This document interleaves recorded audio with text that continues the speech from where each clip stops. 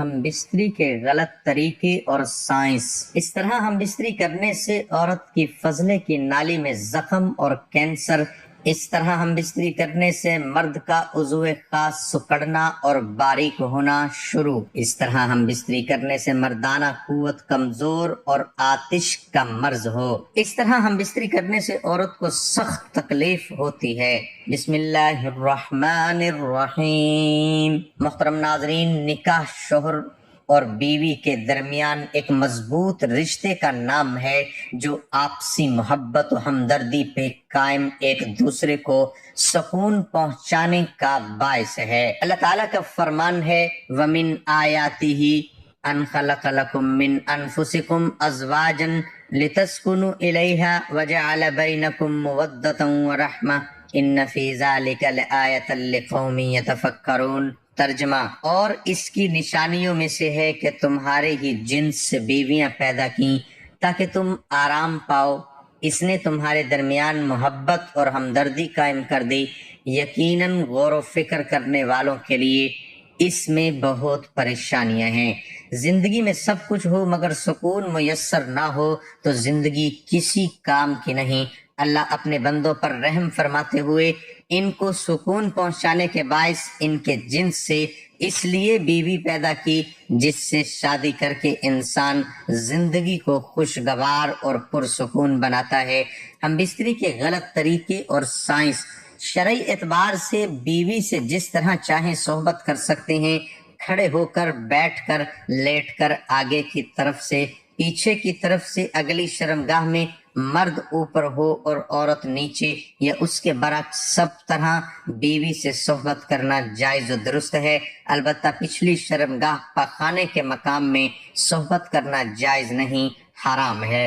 اور جمع میں بہتر طریقہ یہ ہے کہ عورت نیچے ہو اور مرد اوپر، اگرچہ اس کے برعکس بھی جائز ہے، اور اگر مرد عورت سے پہلے فارغ ہو جائے تو اسے عورت کے فارغ ہونے تک برابر مشغول رہنا چاہیے، ہٹنا نہیں چاہیے، اور صحبت سے پہلے عورت کو جمع کے لیے مکمل طور پر آمادہ بھی کر لینا چاہیے۔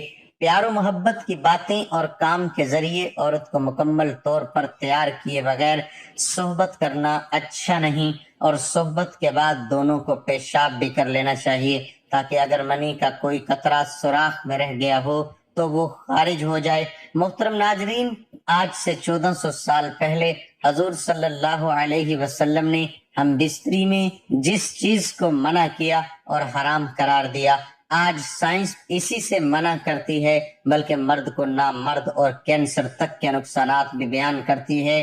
ناظرین، ایک سائنس کی تحقیق دوبر یعنی عورت کی پچھلی شرمگاہ میں جمع کرنا حرام ہے۔ رسول اللہ صلی اللہ علیہ وسلم کا فرمان ہے جو اپنی بیوی کے دوبر میں یعنی پچھلی شرمگاہ میں جمع کرتا ہے وہ ملعون ہے۔ سنن ابو داؤد کی یہ حدیث ہے۔ رسول اللہ صلی اللہ علیہ وسلم کا فرمان ہے جو شخص کسی کاہن کے پاس گیا اور اس کی بات کی تصدیق کی، یا حیض کی حالت میں اپنی بیوی سے جمع کیا، یا اس کی دوبر یعنی پچھلی شرمگاہ میں جمع کیا، تو ایسا شخص اس شریعت سے بری ہے جو محمد صلی اللہ علیہ وسلم پر اتاری گئی ہے۔ یہ حدیث بھی سنن ابو داؤد کی ہے۔ سائنس اس بارے میں کیا کہتی ہے اب یہ بھی سن لیجئے۔ اس کے بارے میں ایک یورپین خاتون کے مشاہدات ملاحظہ فرمائیے۔ ایک یورپین ڈاکٹر لڑکی اپنی بیتی بتاتے ہوئے کہتی ہے کہ میرے دوست کی محبت عروج پر تھی، وہ حد درجہ جنسی ذہن کا آدمی تھا، لیکن ایک چیز سے میں سخت گھبراتی تھی کہ وہ مجھے پیچھے یعنی پخانے کے راستے سے ہم بستری کرنے کو مجبور کرتا تھا، کیونکہ ایک نازک بدن عورت ہوں، اور سب سے بڑی بات یہ ہے کہ میں ایک ڈاکٹر ہوں۔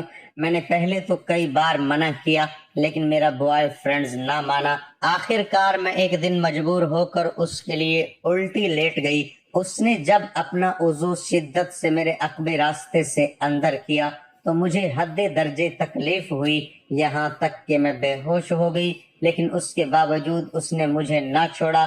جب میں ہوش میں آئی تو میرے عقبی راستے سے خون ٹپک رہا تھا، اس کے باوجود مجھے دوستی اور الفت نے اس سے شکوہ کرنے سے روکا۔ ٹھیک 3 دن بعد اس نے پھر مجھے پیچھے کے راستے سے استعمال کرنا شروع کیا، حتیٰ کہ اس دفعہ درد اور زیادہ ہوا کیونکہ سابقہ زخم میرے درد کو اور بڑھا رہے تھے۔ میں نے اس بار سختی سے منع کیا لیکن میرے بوائے فرینڈز کی ضد مقابل آئی۔ اس کے بعد اس نے مجھے آگے سے کم اور پیچھے سے زیادہ کرنا شروع کر دیا۔ میں نے محسوس کیا کہ مجھے قبض ہونا شروع ہو گئی۔ میں نے قبض کی گولیاں لیں لیکن صرف وقتی فائدہ ہوا۔ آخر کار گولیاں کھا کھا کے میں تھک گئی لیکن افاقہ نہ ہوا۔ مجھے محسوس ہوا کہ میری رنگ ٹرم یعنی فضلے کی نالی میں زخم ہو گیا ہے۔ جب میں نے اپنے سینئرز کو چیک کروایا تو انہوں نے انکشاف کیا کہ آپ کے فضلے کی نالی میں سوزش اور ورم شروع ہوئی جو کہ بڑھتی گئی حتیٰ کہ زخم میں تبدیل ہو گئی۔ پھر زخم بڑھتا گیا حتیٰ کہ یہ زخم کینسر بن چکا تھا۔ میں بہت زیادہ گھبرائی۔ میں نے اپنے بوائے فرینڈز کو خیر آباد کہہ دیا۔ اس کے بعد میں نے علاج کروایا اور ڈاکٹرز نے مجھے آپریشن کا مشورہ دیا۔ کئی گھنٹے آپریشن کے بعد وہ حصہ کاٹ دیا گیا اور اس کے بعد پھر 8 ماہ کی سخت تکلیف کے بعد میں ڈیوٹی پر آئی۔ ایک اور صاحب فرماتے ہیں، میں اپنی بیوی سے پیچھے کے راستے سے لطف اندوز ہوتا تھا۔ ایسا کرتے ہوئے کچھ عرصہ گزر گیا تھا لیکن ایک دن میں نے اپنے عضو خاص پر ایک زخم محسوس کیا۔ پہلے تو میں نے توجہ نہیں دی، آخر یہ زخم بڑھتا گیا تو پھر مجھے احساس ہوا کہ میں نے اپنا ٹیسٹ کروایا۔